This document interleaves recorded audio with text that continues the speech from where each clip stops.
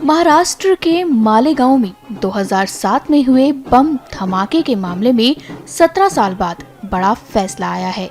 मुंबई की एक विशेष अदालत ने कहा कि साध्वी प्रज्ञा सिंह ठाकुर, लेफ्टिनेंट कर्नल पुरोहित समेत सभी आरोपियों के खिलाफ कोई सबूत नहीं मिले हैं। वहीं अब प्रज्ञा सिंह ठाकुर अपने भोपाल स्थित घर पहुंची हैं, जहां उनके परिवार ने उनका जोरदार स्वागत किया है। वहीं उनकी खुशी भी साफ झलक रही है। सुनिए उन्होंने खुद क्या क्या कहा। मुझसे बहुत बड़े बड़े लोगों के नाम जबरदस्ती बोलने के लिए कहा उन्होंने। मैंने वो नाम नहीं बोले, उनके अनुसार मैंने काम नहीं किया, इसलिए उन्होंने मुझे प्रताड़ित किया। और उन नामों में विशेष तौर पर माननीय भागवत जी का नाम, राम माधव जी का नाम, हमारे माननीय मोदी जी का नाम, योगी जी का नाम, माननीय इंद्रेश जी का नाम और तमाम वो नेता जो बड़े बड़े नेता हैं उन लोगों के नाम लेने के लिए कहा कि उन्होंने कहा और हमने ऐसा किया, ये बोलो। मैंने उनकी बात को नहीं सुना और न ही माना, इसलिए उन्होंने मुझे प्रताड़ित किया। परमवीर को लेके क्या कहेंगे? परमवीर ने आपको 25 दिन प्रताड़ित किया और वही नोटिस में एटीएस का चीफ था जो परेशान कर रहा था।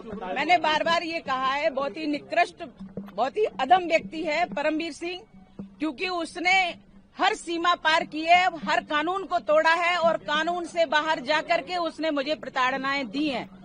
अकेले परमवीर सिंह ने नहीं, पूरे एटीएस के अधिकारियों ने प्रताड़ित किया है, पुरुषों ने प्रताड़ित किया है, हर कानून को तोड़ा है उन्होंने। मुझे गैर कानूनी 13 दिन तक रखा और 11 दिन की कस्टडी, इस प्रकार से मैं 24 दिनों तक पुलिस कस्टडी में रही और प्रताड़नाएं झेलती रही एटीएस की।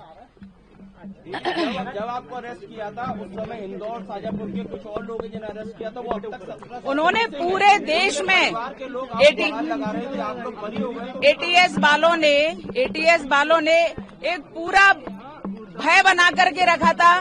मध्य प्रदेश में और पूरे देश में इस प्रकार का भय बनाया कि कोई भी व्यक्ति अपनी भावना व्यक्त कर ही नहीं पा रहा था। जो लोग अंदर गए, जो सत्य के लिए लड़ रहे थे, उनके लिए भी कोई कुछ नहीं कह पाया। भयभीत करने का प्रयास था और भयभीत किया उन्होंने, क्योंकि कांग्रेस का शासन था महाराष्ट्र में, देश में कांग्रेस का, यूपीए का शासन था।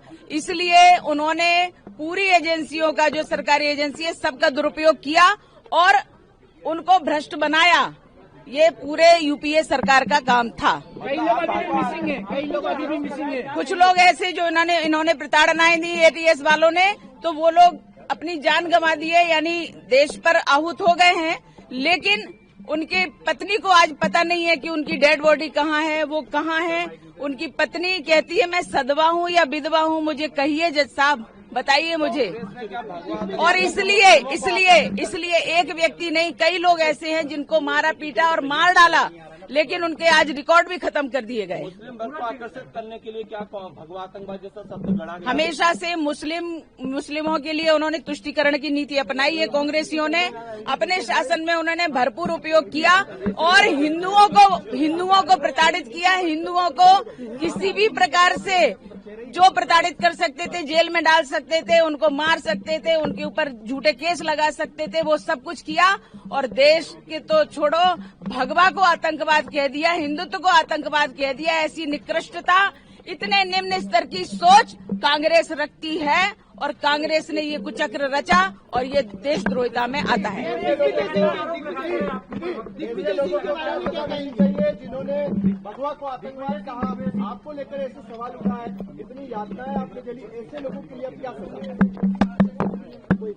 जो लोग इस प्रकार के षड्यंत्र किए, देश के विरुद्ध, धर्म के विरुद्ध, हिंदुत्व के विरुद्ध, जिस प्रकार से उन्होंने षड्यंत्र किए और इतने सभी लोगों को, सेना को उन्होंने टारगेट किया, संतों को टारगेट किया, संघ को टारगेट किया और इस प्रकार से टारगेट करके ये सब देशभक्त हैं। ये सब देशभक्त हट जाएंगे तो कांग्रेस का फुल फ्लैश शासन आ जाएगा, ये उनकी नीति थी। लेकिन ऐसे लोगों ने जो कुचक्र रचा है, षड्यंत्र रचा है, हमारे जज साहब ने स्पष्ट उनके लिए आदेश दिया है कि ऐसे लोगों की जांच की जाए जिन्होंने गलत प्रस्तुति दी है और इस प्रकार से इतना बड़ा केस थोपा गया है। इनकी जांच हो और सजा हो, उनको निश्चित रूप से जांच होगी तो सजा होगी। दिग्भ्रमित का मेरे पास कोई उत्तर नहीं है। वो तो व्यक्ति बोलने लायक ही नहीं, उसका नाम ही नहीं लेना चाहिए। जो सुबह और दोपहर में उसका नाम लेगा उसका दिन खराब हो जाएगा।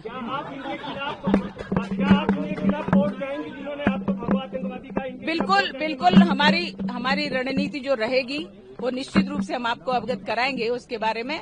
और जिन्होंने अत्याचार किए उनको तो निश्चित रूप से सजा मिलनी ही चाहिए। राजनीति में वापसी को लेकर क्या कुछ विचार आपका? हम राष्ट्रनीति करते हैं।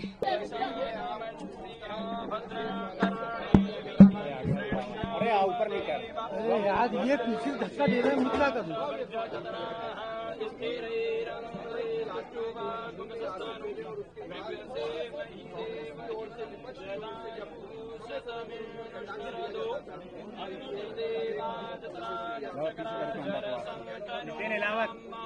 भारत माता